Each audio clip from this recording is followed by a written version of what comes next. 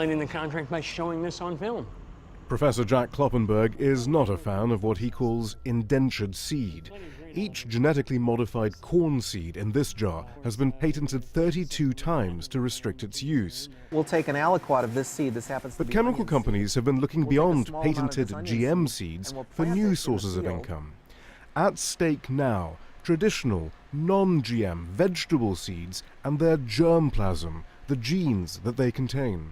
We saw all these patents come through on crops like this, onions, beets. It just seemed like if we don't do something now, this germplasm is basically taken off the table. Kloppenberg and Goldman helped found the Open Source Seed Initiative, what they hope will become a global library of seeds for breeders, farmers and gardeners to use freely. 73% of the world's commercial seed could be described as indentured. Its genetic material is patented by just 10 companies. As corporations patent ever more crops, the free exchange of seed is prohibited. Without that, you breed in a silo, and you breed only within your own material. As a result, the global pool of genetic resources shrinks.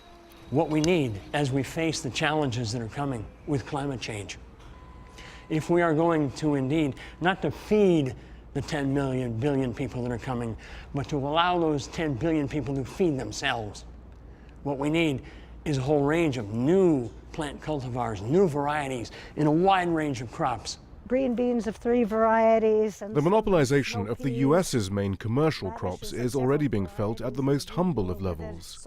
Most of the corn that we planted, like at home when I was a kid, is not available. This is the baby. Glenda Deniston decided to use open source seeds for her allotment. Like the seeds from multinational chemical companies, these too do come with conditions. However, they're very different. This is the Open Source Seed Pledge. By opening this packet, it says, you pledge that you will not restrict others' use of these seeds and their derivatives by patents, licenses, or any other means. Organic, local, and fair trade food have grown in popularity. Supporters of open source seeds hope they too will become a choice for both farmers and consumers uneasy about the corporate monopolization of the global food supply. Shihab Ratansi, Al Jazeera, Madison, Wisconsin.